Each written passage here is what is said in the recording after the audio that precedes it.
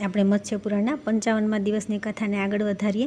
દેવીએ કહ્યું કે હવે એ બતલાવો કે પૃથ્વી પર જે શ્રેષ્ઠ વિપ્રવૃંદ છે તેઓ યજ્ઞો દ્વારા કોનું યજન કરે છે. ઈશ્વરે કહ્યું કે જે મંત્રો અને યજ્ઞો દ્વારા મારું જ યજન કરે છે તેમને કોઈ ભય રહેતો નથી, કેમ કે તેઓ ભવ અને રુદ્રની આરાધના કરવાવાળા છે. દેવી મંત્ર રહિત અને મંત્ર સહિત આ બંને પ્રકારની વિધિઓ કહી છે. આ જ પ્રમાણે સાંખ્ય અને યોગના ભેદથી યોગ પણ બે પ્રકારનો છે, સજાતીય અને વિજાતીય. સ્વગત ભેદોથી રહિત હોય, બધાને એક માનીને બધા પ્રાણીઓમાં સ્થિત મારી આરાધના કરે છે તે યોગી સદા પોતાના સ્વરૂપમાં રહીને પણ મારામાં સ્થિત રહે છે. જે સર્વત્ર સૌને આત્મ સ્વરૂપ મુજમાં જ સ્થિત જુએ છે તેનાથી ન તો હું અલગ થાઉં છું અને ન તો તે મારાથી અલગ થાય છે. પૃથ્વી પર નિર્ગુણ અને સગુણ બે પ્રકારના યોગ કહેવામાં આવ્યા છે. તેમનામાં સગુણ યોગ દ્વારા જ્ઞાન જાણી શકાય છે, નિર્ગુણ યોગ મનથી પર છે. દેવી, જે તમે મને પૂછ્યું છે તે મેં તમને બતલાવી દીધું. દેવીએ પૂછ્યું કે આપે ભક્તોની જે 3 પ્રકારની ભક્તિ અનેકવાર કહી છે તેને સાંભળવા ચાહું છું, તેથી આપ તેનું યથાર્થ રૂપે વર્ણન કરો. ઈશ્વરે કહ્યું કે દેવી પાર્વતી સાંભળો. જે સાંખ્ય અને યોગને પ્રાપ્ત કરીને દુઃખનો સંપૂર્ણ વિનાશ કરી લે છે, સદા ભિક્ષાથી જીવનયાપન કરે છે, તેનાથી પ્રસન્ન રહે છે તથા આ પ્રમાણે પ્રસન્નતાના કારણે તેમનામાં તન્મય થઈને લીન થઈ જાય છે, તે ભક્તિમાન કહેવાય છે. વરારોહે જે શાસ્ત્રોના અનેક કારણો પર વિચાર કરવાવાળા છે, તે જ્ઞાન વાક્યોમાં વિવાદ કરવાવાળા લોકો મારા દર્શન કરી શકતા નથી. દેવી, જે પરમાર્થ જ્ઞાન સંપન્ન યોગી છે તથા જે દ્વિજાતીય યોગના જ્ઞાનથી આત્મજ્ઞાન પ્રાપ્ત કરી ચૂક્યા છે તેઓ જ મને જાણી શકે છે. જેનો આત્મા પ્રત્યાહાર દ્વારા વિશુદ્ધ થઈ ગયો છે, જે પરમ સંતોષ ઉત્કૃષ્ટ યોગ અને મોક્ષને પ્રાપ્ત કરીને અન્યથા વિચાર કરતા નથી અને 3 ગુણોથી સંપન્ન છે, આવા જ્ઞાની આવા અવિમુક્ત ક્ષેત્રમાં મારો સાક્ષાત્કાર કરી શકે છે. દેવી, આ તો મેં તમને કહી દીધું, હવે તમે બીજું શું સાંભળવા ઈચ્છો છો? ઉત્તમ પતિવ્રત ધારણ કરનાર સુંદરી, હું ફરી તેનું વર્ણન કરીશ. પ્રિય, જે ગોપનીય પાવન અને હૃદયમાં વર્તમાન છે તે બધું હું કહીશ, તમે એકાગ્ર ચિત્તે સાંભળો. દેવીએ પૂછ્યું કે દેવ, યોગ સિદ્ધિ સંપન્ન યોગીજન આપના કેવા સ્વરૂપના દર્શન કરે છે? દેવ શ્રેષ્ઠ, હું આપને નમસ્કાર કરું છું. આપ મારા આ સંદેહને દૂર કરો. શ્રી ભગવાને કહ્યું કે મારું આ જ્યોતિ સ્વરૂપ અમૂર્ત અને મૂર્ત બે પ્રકારનું કહેવામાં આવે છે. વિદ્વાન પુરુષે તેને પ્રાપ્ત કરવાને અભિલાષાથી પ્રયત્ન કરવો જોઈએ. જે પ્રાણી ગુણોથી રહિત છે તે આ પ્રમાણે આનું વર્ણન કરી શકતો નથી. જો કરવા ચાહે તો સેંકડો દિવ્ય વર્ષોમાં કરી શકે યા નહીં, એમાં પણ શંકા છે. દેવીએ પૂછ્યું કે જ્યાં દેવાધિદેવ મહાદેવ પોતાના ગણોની સાથે નિત્ય સ્થિત રહે છે તે ક્ષેત્ર ચારે બાજુ બધી દિશાઓમાં કેટલી દૂર વિસ્તૃત છે? ભગવાન શંકરે કહ્યું કે તે ક્ષેત્ર પૂર્વથી પશ્ચિમ 2 યોજન અને દક્ષિણથી ઉત્તર સુધી અડધો યોજન વિસ્તૃત છે. જ્યાં સુધી વરુણા અને અસી નદીઓ છે ત્યાં સુધી ભીષ્મચંડીથી લઈને પર્વતેશ્વરી સીમા સુધી શુક્લ નદી છે. જ્યાં કુષ્માંડ, ગજતુંડ, જયંત, ઉત્કટ, પરાક્રમી વિનાયકો સારી રીતે નિયુક્ત થઈને વિરાજમાન રહે છે. તેમનામાં થોડા સિંહ અને વાઘ જેવા મુખવાળા થોડા ભયંકર કુબડા અને વામન છે. જ્યાં નંદી, મહાકાલ, ચડઘંટ, મહેશ્વર, દંડચેડેશ્વર, મહાબળી, ઘંટાકર્ણ તથા અન્ય અનેક ગણો અને ગણેશ્વર વૃંદ વિદ્યમાન રહે છે. દેવી, આ બધા વિશાળ ઉદરવાળા અને વિશાળકાય છે તથા હાથમાં વજ્ર અને શક્તિ ધારણ કરીને આ વિમુક્ત તપોવનની સદા રક્ષા કરે છે. આ બધા હાથમાં શૂળ અને મુદ્ગર ધારણ કરીને દરેક દ્વાર પર સ્થિત રહે છે. વરારોહે જે સુવર્ણ જડિત શિંગડાવાળી, ચાંદીની ખરીવાળી, સુંદર વસ્ત્ર અને મૃગચર્મથી સુશોભિત દૂધ આપનારી કાંસાની દોણીથી યુક્ત સંવત્સા ગાયનું વારાણસીમાં વેદ પારંગત બ્રાહ્મણને દાન કરે છે, તે પોતાની 7 પેઢીઓને તારી દે છે, એમાં સંદેહ નથી. વરાનને જે આ ક્ષેત્રમાં થોડું કે અધિક માત્રામાં સોનું, ચાંદી, વસ્ત્ર વગેરેનું બ્રાહ્મણને દાન કરે છે તેનું તે દાન અક્ષય અને વિનાશી થઈ જાય છે. મહાભાગે આ તીર્થની વાસ્તવિક વિભૂતિ અને વિશિષ્ટ ફળને સાંભળો. અહીં સ્નાન કરીને મનુષ્ય રોગરહિત થઈ જાય છે. વરાનને 10 અશ્વમેઘ યજ્ઞ કરવાથી મનુષ્ય જે ફળ પ્રાપ્ત કરે છે તે ફળ તેને ત્યાં સ્નાન કરવાથી જ પ્રાપ્ત થઈ જાય છે. જે વેદના પારંગત બ્રાહ્મણને અધિક યા થોડું જે પણ પોતાની શક્તિ અનુસાર દાન આપે છે તેનાથી તેને શુભ ગતિ પ્રાપ્ત થાય છે અને તે અગ્નિ જેવો તેજસ્વી થઈ જાય છે. જે સંસારમાં પ્રસિદ્ધ વરુણા, અસી અને ગંગાના સંગમ પર વિધાનપૂર્વક અન્નનું દાન કરે છે તેનો પુનર્જન્મ થતો નથી. દેવી, મેં આ તીર્થનું ઉત્તમ ફળ તમને બતલાવી દીધું, હવે હું ફરી આ તીર્થનું અન્ય ઉત્તમ ફળ કહી રહ્યો છું. જે મનુષ્ય આ તીર્થમાં ઉપવાસ કરીને સારી રીતે બ્રાહ્મણોને તૃપ્ત કરે છે તે મનુષ્ય સોત્રામણી નામક યજ્ઞનું ફળ પ્રાપ્ત કરે છે. વરાનને જે ત્યાં 1 માસ સુધી એક સમય ભોજન કરીને રહે છે તેનું પૂરી જિંદગીનું પાપ અનાયાસ જ નષ્ટ થઈ જાય છે. જે આ અવિમુક્ત ક્ષેત્રમાં વિધાનપૂર્વક અગ્નિને પ્રવેશ કરી જાય છે તેઓ અવશ્ય મારા મુખમાં પ્રવેશ કરે છે. જે મારા ભક્ત અહીં દ્રઢ નિશ્ચયપૂર્વક નિરાહાર રહે છે તેમનું સેંકડો કરોડો કલ્પોમાં પણ સંસારમાં પુનઃ આગમન થતું નથી. દેવી, જે અવિમુક્ત તપોવનમાં મારી પૂજા કરે છે તેનો ધર્મ બતાવી રહ્યો છું. જે મનુષ્યને પ્રાપ્ત થાય છે તે નિસંદેહ 10 અશ્વમેઘ યજ્ઞના ફળને પ્રાપ્ત કરે છે. જે અવિમુક્તમાં 10 સુવર્ણ નિર્મિત પુષ્પનું દાન કરે છે, ત્યાં ધૂપ દાન કરે છે તેને અગ્નિહોત્રનું ફળ પ્રાપ્ત થાય છે. હવે ગંધાદાનનું ફળ સાંભળો. ભૂમિદાન જેટલું જ ગંધદાનનું ફળ છે.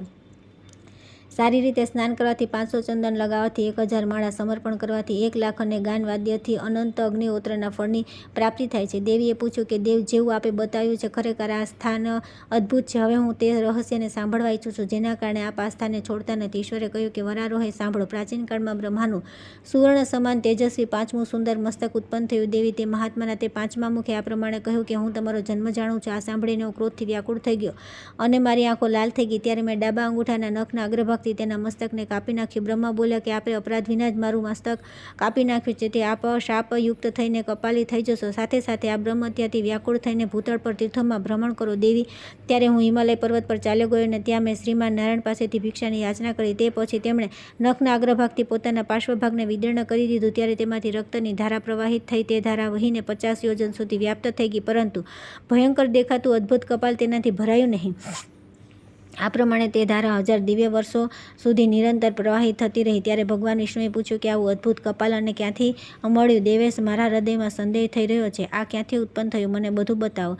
ત્યારે દેવાધિદેવ શંકર બોલ્યા કે દેવ, આપ આ કપાલની ઉત્પત્તિની વાત સાંભળો. બ્રહ્માએ 100,000 વર્ષો સુધી ઘોર તપસ્યા કરીને રોમાંચકારી અદ્ભુત શરીરની રચના કરી. તે મહાત્મા બ્રહ્માના શરીરમાં તપસ્યાના પ્રભાવથી સુવર્ણ સમાન દેદીપ્યમાન 5મું મસ્તક ઉત્પન્ન થયું. દેવ, મેં તેને કાપી નાખ્યું. આ તે દુર્ધય કપાલ છે. હવે જુઓ, હું જ્યાં જાઉં ત્યાં આ કપાલ મારી પાછળ લાગેલું રહે છે. કહેવાથી પુરુષોત્તમ ભગવાને કહ્યું કે શ્રી ભગવાન બોલ્યા કે જાઓ, આપ પોતાના સ્થાન પર જાઓ અને બ્રહ્માને પ્રસન્ન કરો. તેમના તેથી આપનું આ શ્રેષ્ઠ કપાલ સ્થિત થઈ જશે. પૃથુ શરણை.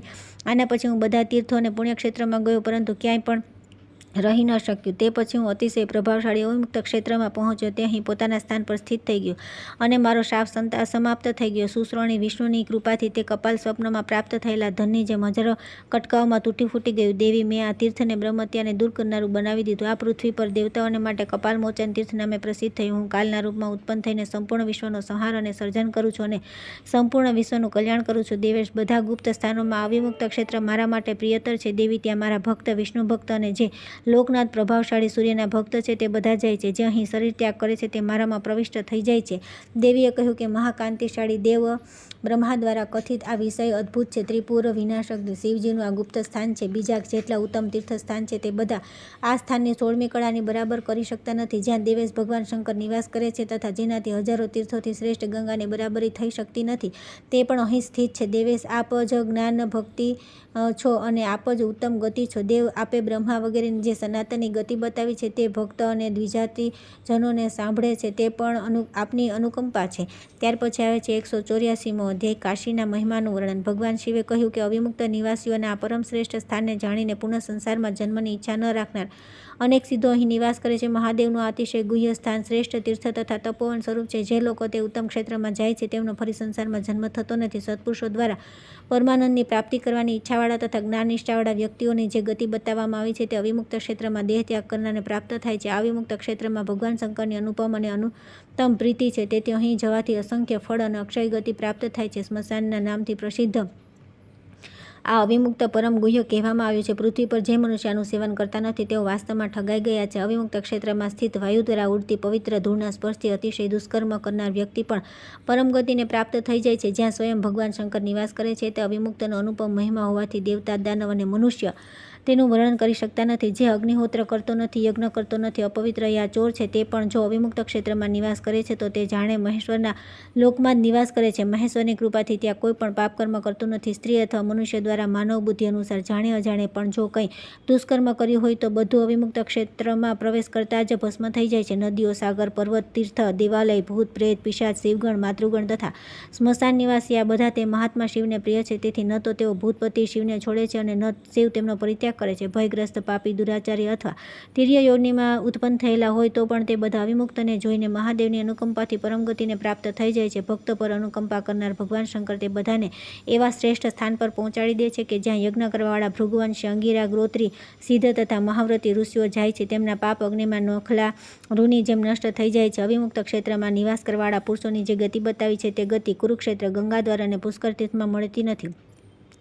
તીર્ય યોનિમાં ઉત્પન્ન થયેલા જે જીવ અવિમુક્તમાં નિવાસ કરે છે તેઓ મૃત્યુ પછી પરમગતિને પ્રાપ્ત થાય છે. ભલે મેરુ કે મંદરાચલ જેટલા પાપ કર્યા હોય તે બધા જ પાપ અવિમુક્તમાં આવતા જ નષ્ટ થઈ જાય છે. શિવજીનું આ નિવાસસ્થાન અવિમુક્ત સ્મશાનના નામથી વિખ્યાત છે. તે દેવાધિદેવનું તે પરમ ગુપ્ત સ્થાન છે. તે તીર્થ અને તે તપોવન છે. ત્યાં નારાયણ સહિત બ્રહ્મા વગેરે દેવતાઓ, યોગીઓ, સાધ્યો અને જીવનમુક્ત શિવપુરાણ, શિવભક્ત, સનાતન ભગવાન શિવજીની ઉપાસના કરે છે. જ્ઞાની તપસ્વીઓ તથા યજ્ઞનું વિધાનપૂર્વક અનુષ્ઠાન કરનારાઓને જે ગતિ પ્રાપ્ત થાય છે તે શુભ ગતિ અવિમુક્તમાં દેહત્યાગ કરનારાઓ માટે કહી છે. જગતનું સર્જન કરનારા તથા જગતનો સંહાર કરનારા બ્રહ્મા આદિ દેવતાઓ તથા સમ્રાટ, વિરાટ વગેરે માનવ તથા જન તપ અને સત્યલોકમાં નિવાસ કરનારા પ્રાણી અવિમુક્ત માં આવીને પુનર્જન્મથી છુટકારો મેળવી લે છે. આ મનનો તથા ભૂત, ભવિષ્ય અને વર્તમાનનો પરમ યોગ છે. બ્રહ્માથી લઈને સ્થાવર પર્યંત બધા પ્રાણીઓનું ત્યાં સાંખ્ય વગેરે મોક્ષનું ઉત્પત્તિ સ્થાન છે. જે મનુષ્ય અવિમુક્તનો પરિત્યાગ કરતા નથી તેઓ વંચિત નથી. આ વિમુક્ત ક્ષેત્ર બધા તીર્થોથી,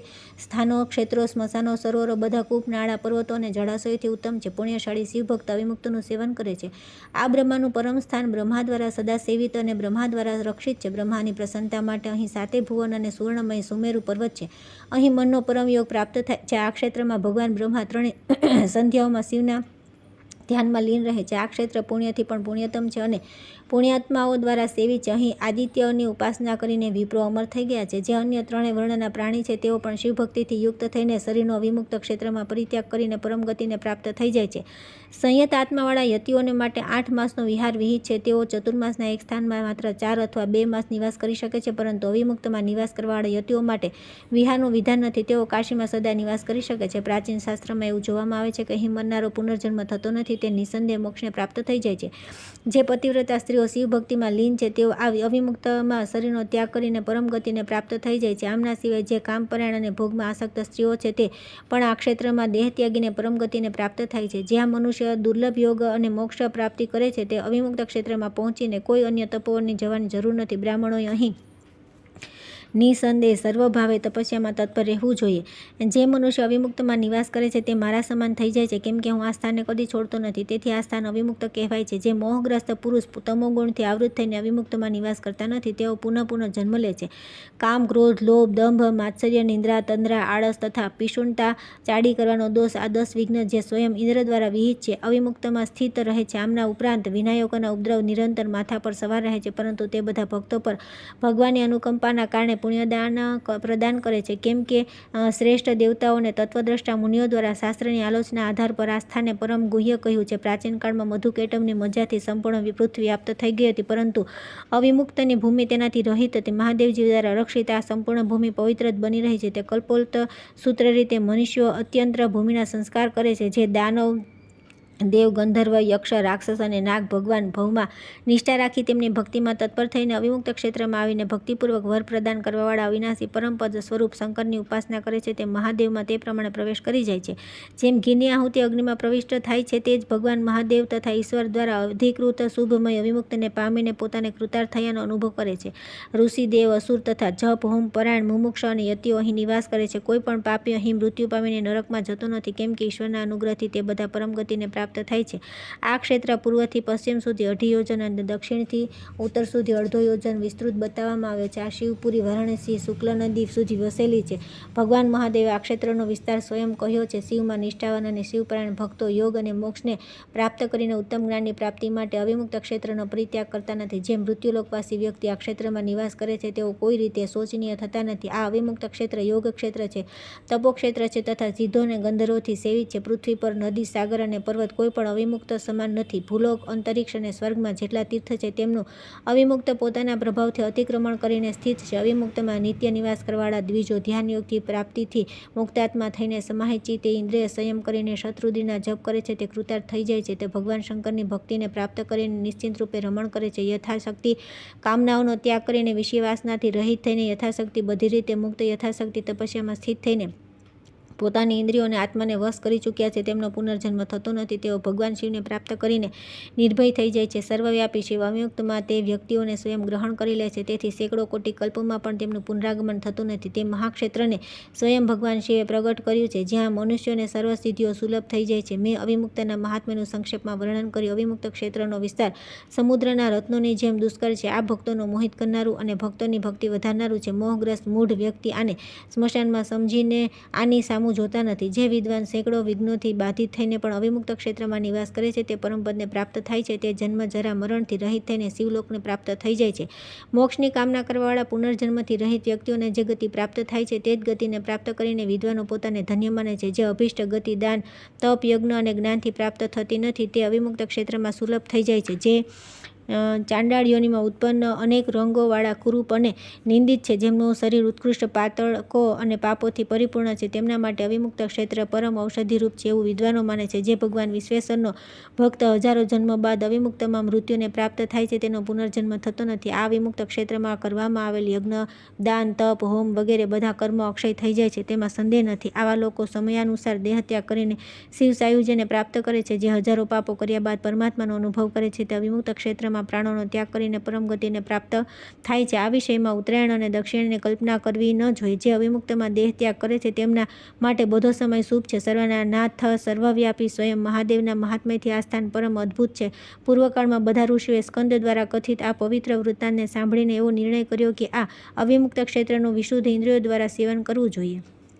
ત્યાર પછી આવે છે 185મો અધ્યાય વારાણસી મહાત્મ્ય. સૂતજી કહે છે કે ઋષિઓ અતિશય પુણ્યમય અવિમુક્ત ક્ષેત્રમાં અસ્તિત્વ શુભ દર્શનવાળા તથા હર્ષ ગદગદ વાણીથી યુક્ત તે ઋષિઓએ આ આશ્ચર્યજનક આખ્યાનને સાંભળીને બહુ જ આશ્ચર્ય થયું. ત્યારે તેમણે પ્રસન્નચિત્તે બ્રહ્મજ્ઞાનીઓમાં શ્રેષ્ઠ સ્કંદજીને કહ્યું કે ભગવાન આ બ્રાહ્મણ ભક્ત મહાદેવજીના પુત્ર બ્રાહ્મણોના પ્રિય બ્રહ્મમાં સ્થિત બ્રહ્મજ્ઞ સ્વયં બ્રહ્મ સ્વરૂપ બ્રહ્મેન્દ્ર બ્રહ્મવત્સલ બ્રહ્માની જેમ સૃષ્ટિકર્તા અને બ્રહ્મતુલ્ય છો. આપને નમસ્કાર છે. આ અતિશય પવિત્ર કથાઓને સાંભળીને અમે ઋષિઓ કૃતાર્થ થયા. અમે તે પરમ તત્વને જાણી લીધું છે જેને જાણીને મોક્ષની પ્રાપ્તિ થાય છે. આપનું કલ્યાણ થાવ. હવે અમે લોકો પૃથ્વીલોકમાં શિવજીના તે નિવાસસ્થાન પર જઈ રહ્યા છે જ્યાં પ્રાણી માત્રના આત્મ સ્વરૂપથી સામર્થ્યશાળી શિવ સ્થાણુરૂપે સ્થિત છે.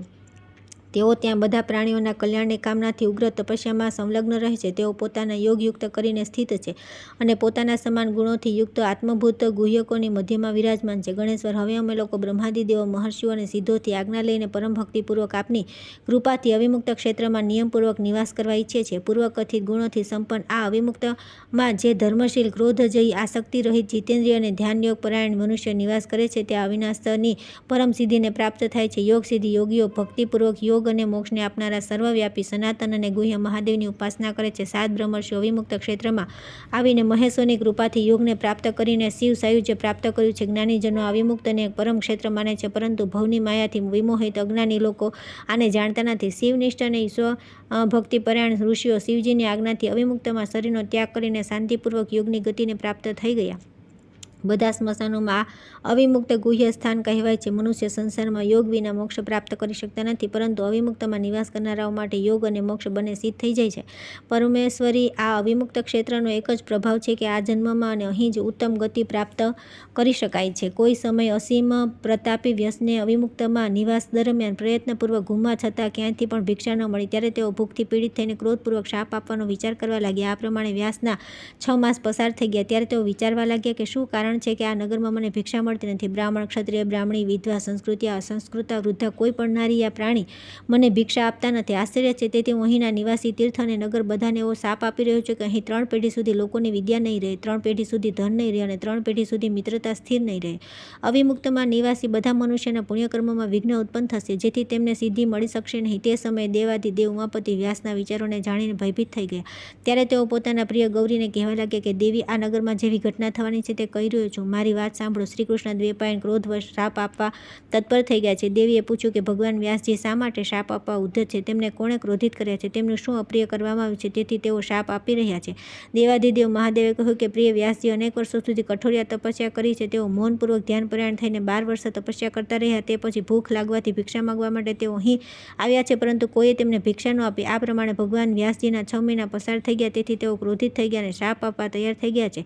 પ્રિય કૃષ્ણાદ્વૈપાયન વ્યાસ વ્યાસને સાક્ષાત નારાયણ સમજો. તેથી જ્યાં સુધી તેમણે શાપ આપ્યો નથી ત્યાં સુધીમાં આ વિશે કોઈ ઉપાય વિચારી લો. એવું કોણ છે કે જે આમનાથી શાપથી ડરતું નથી? ભલે તે સાક્ષાત બ્રહ્મા જ કેમ ન હોય, તેઓ મનુષ્યને દેવતા અને દેવતાને મનુષ્ય કરી શકે છે. વરાનને આપણે બંને મનુષ્ય બનીને અહીં ગૃહસ્થાશ્રમમાં નિવાસ કરીને રહીએ, જેથી તેમને સંતુષ્ટ કરનારી ભિક્ષા સમર્પિત કરીએ. મહાદેવ શિવ દ્વારા આ પ્રમાણે કહેવાથી દેવીએ મનુષ્યનો વેશ ધારણ કરી વ્યાસજીને દર્શન આપ્યા અને આ પ્રમાણે કહ્યું કે ઐશ્વર્યશાળી શ્રેષ્ઠ સાધુ, આવો આવો, ભિક્ષા ગ્રહણ કરો. મહામુનિ, સંભવત આપે કદી મારા ઘરે આવવાની કૃપા કરી નથી. આ સાંભળીને વ્યાસજી પ્રસન્નચિત્તે ભિક્ષા ગ્રહણ કરવા માટે આવ્યા.